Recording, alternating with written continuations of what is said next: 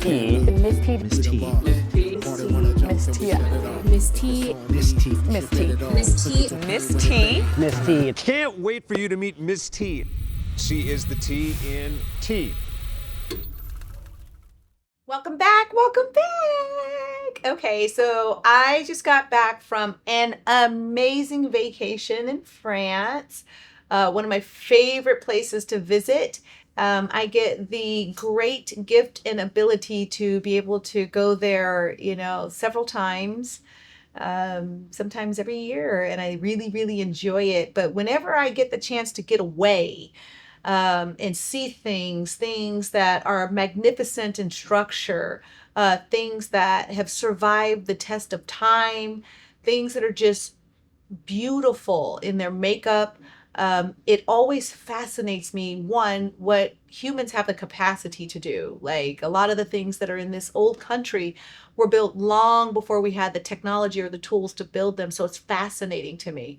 But I always come home with ideas and downloads and revelatory experiences that really make me want to get in front of this camera and share with you. And one of the things that I recognized and realized about myself, and I have extreme gratitude toward my God. I know some people say universe, some people say God, some people say Jesus, some people say Lord, but I'm saying that I have gratitude toward my divine guide who has really brought me such a long way that I can say that I visit this other country because I want to and because I can.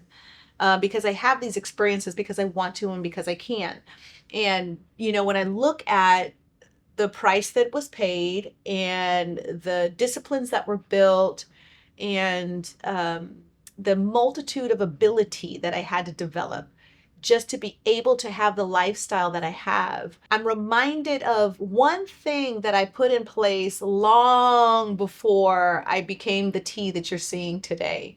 And, my mentor walked me through this process at the time because I didn't know how to get started with growing and shifting my lifestyle. And he said, if this is your big dream, T, this multimillionaire experience or this big vision for your organization, there are some things that you're going to have to not allow to continue to populate your life. And he gave us with a group of people, he gave us the instruction to build a never do list. And this was a list of things that I agreed with myself. I went in contract with myself that I would never do these things in exchange for this big dream, this big goal, or this set of dreams and goals. And so I kind of wanted to walk you through that today because I think sometimes people think it's money that's stopping you from having the things that you want or having the lifestyle that you want. And most often it's not. Most often it's your disciplines or lack thereof. Most often it's your thinking or how you're perceiving what you have the capacity and the ability to do. So I started with a never do list. And it helped me tremendously because it kept me accountable to myself and it kept me accountable to my dreams and my goals. And things that I said were my dreams and goals. And so when building a never do list, it's as simple as, again, piece of paper, pen, write it down. And being very decided about the things you will not practice any longer. And so some examples of some things that made my never do list is I will not drink, smoke, or do drugs. Now, the reason those made the never do list, and it's in the top 10 of the never do list for T, is because I influence young people. I impact young people. I have an organization that services hundreds of thousands of youth in the course of an academic school year. And one of the most challenging things is to coach a kid through some addictive tendencies that's causing them to show up in the juvenile justice system. But the practice started long before they were even adult age or teenage age because they witnessed somebody else doing it casually and in proximity of them. So one of the things that I decided, okay, I will not do this. And that's something that's been on my never do list. And I don't think about it a ton anymore. I just don't do it. But it made my never do list several years ago. I would even say over 2 decades ago. Another thing that made my never do list is I will pay the price to do it right. I will not compromise. And I spent a lot of time in survival mode, not just as a youth, but in my young adult years. And one of the ways that I practice survival is through compromising. Like you cut off a little, you hustle here, you lie there, you do just enough, or you take more than you need, or you hustle a system like welfare, which I spent a great deal of time on, but you figure out how to stay on it. And so, in order for me to grow in character, grow in integrity, and then grow a reputation of excellence, I had to put on my never do list is practice compromise. And I am taught that what you compromise to keep, you will lose. It's natural spiritual law. If you have to compromise to keep it, I promise you won't have it very long. And an example of that is some relationships that I have. And when I say compromise to keep those relationships, you do things like you make yourself small so they can feel big, or you're not showing up as your true self in the relationship, or you have to overcompensate through generosity, which is not really generosity. It's like just giving so that they like you. That's compromising for the relationship. Another way that and I'm just giving you some transparency into my world so that you understand why I put these things on my never do list. But another way that I compromised was not wanting to properly do business things when I was very first starting out, like hustling, like you give me cash on the side, or but not wanting to filter it through a bank account and have an accountant and do all the things. Like this is when I was first starting out because I just wanted to keep all the money because I didn't think I had enough. And so in hindsight, I realized that that actually cost me more, because the eventuality of something like that is, let's say, for example, sake, you want to file your taxes. Well, if you don't file it correctly and they find out that someone's reporting that you're getting more money, eventually you're going to have to pay anyway. And the only difference between paying now and then paying before is that now you're paying with penalty, and it costs you more to compromise. And so again, learn that compromise didn't work through situations like that. Also, compromising in the quality of what you're bringing to the table. Now, what do I mean by that?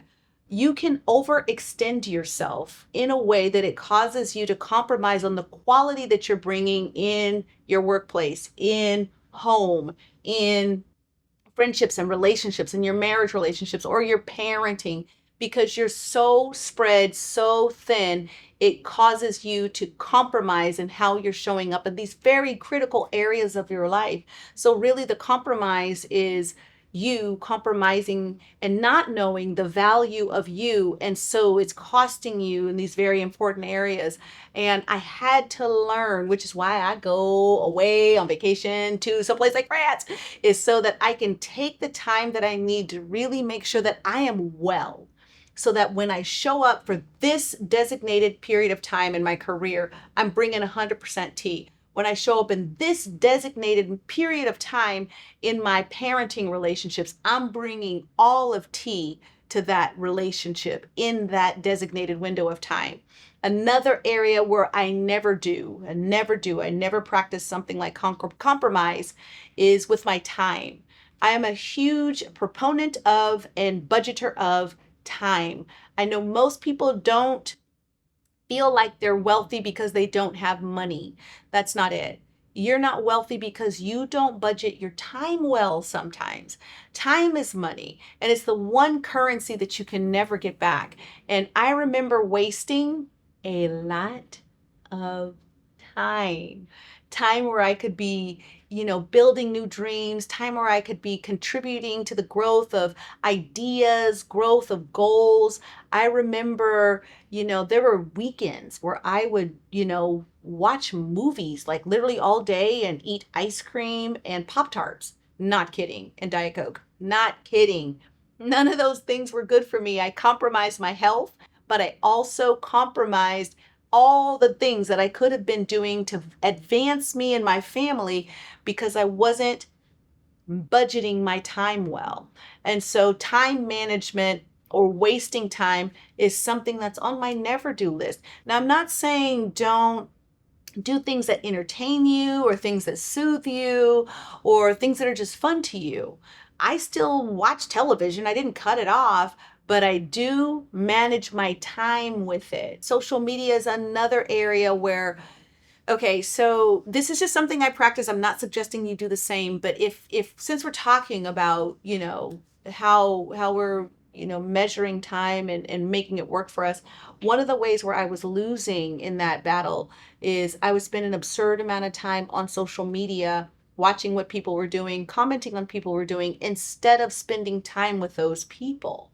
And so what I never do, and it's on my never do list, is I give myself an allotted amount of time to be on these networks, but I don't put more time into watching these networks that I do with actually physically being in presence in the essence with people and building relationships rather than watching people have the experiences that they're having. So I am super intentional with my never do list about wasting time, especially as it pertains to relationships, career, family, faith, my finances. I'm very intentional about never wasting time.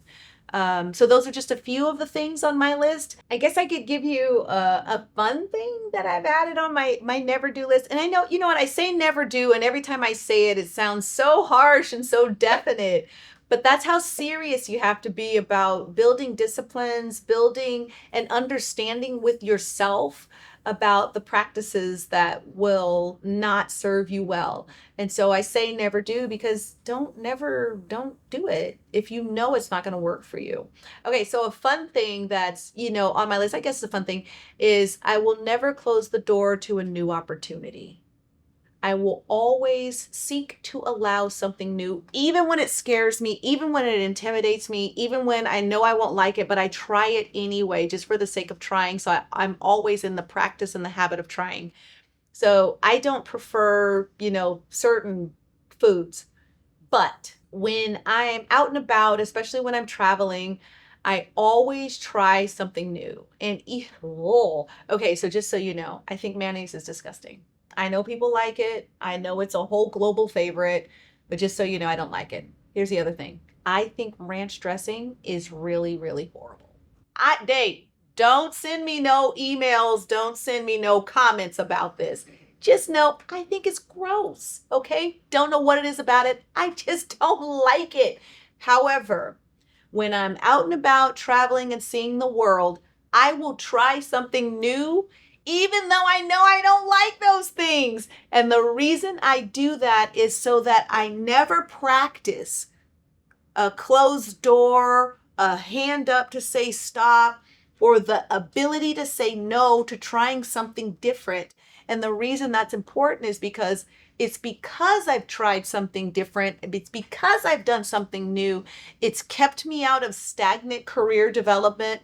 It's catapulted me by way of a giant in my industry, and it's created moments for the people around me that has completely changed their life because I've developed the ability to take risk into something that's unknown that I know I may or may not like, but I did it anyway. The muscle of risk is so strong in my world that it now ripples out to other people's lives. And so again, something on my list is never close the door to something new. Never say no to trying something new. Never be so set in your way that you won't allow yourself to do something new. So I hope this helps you. I hope that you will sit down and first examine, what are your dreams and goals? Like really, truly, what are they? And then second, consider the things, personal practices, disciplines that don't serve you, thoughts that don't build you. Consider the things that are potentially blocking you from your process of growth and acceleration, and then make a list. And then get in agreement with yourself. These are the things that I will never do. Now, listen, others can. You will have people all around you doing these things, whatever these things are. I often have to tell myself, others can, you cannot. And, everybody don't understand it. Some people think like, oh, T thinks she's whatever, whatever. You are 100% right. I do think I'm whatever, whatever, because I'm not doing that. Why? Because my vision, my hope, my energy, my action is locked and loaded on the prize. So because I want this prize, because I want this goal, because I want this dream, others can. I'm not judging you. Rock on, baby. But I cannot. So you want to grow to the place, or you want to allow yourself to just get in agreement with your own desires and make your list. Practice it. And let's see what the outcomes are. I promise you they're going to be great. You're going to love it and you're going to be so happy you did it. So I hope this helps you. I hope that you make your list. I hope that you enjoy this kind of stuff so much that you leave comments, that you share with friends and family who need some things built in them by way of practice and strategy that's going to help them forward, so it helps us all forward. Make sure you like, share, subscribe, and leave some comments. Let me know what's up. How's this stuff working for you? Is it working for you? Is there something that you want to know about, learn about, that I can support you with? And make sure you stay tuned for the next episode of Sweet Tea Time.